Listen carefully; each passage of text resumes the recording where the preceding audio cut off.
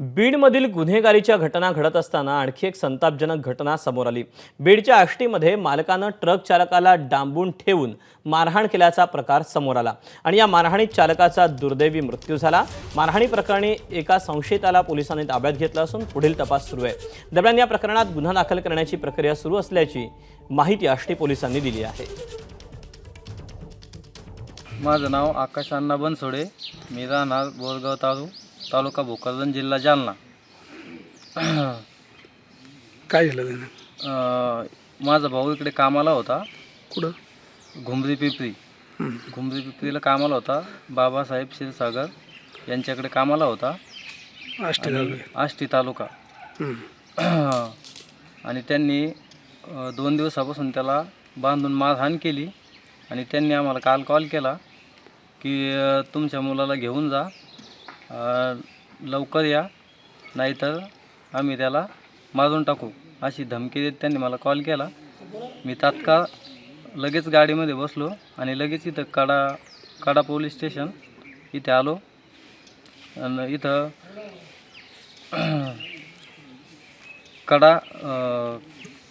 कडा आरोग्य केंद्रामध्ये आलो, तिथं आम्हाला मृतदेह आढळला डायरेक्ट।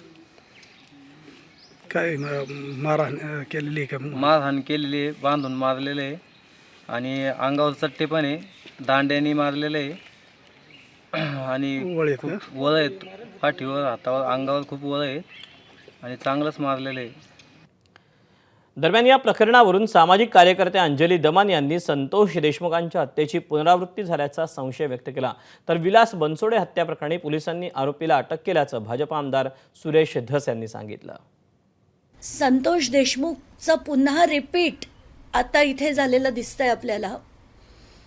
एक विलास बनसोड नावाचा अतिशय छोटा 23-24 वर्षाचा मुलगा, जो एका ठिकाणी एक क्षीरसागर कुटुंब होतं, त्यांच्याकडे तो ट्रक ड्रायव्हर म्हणून काम करायचा गेले 4 वर्ष।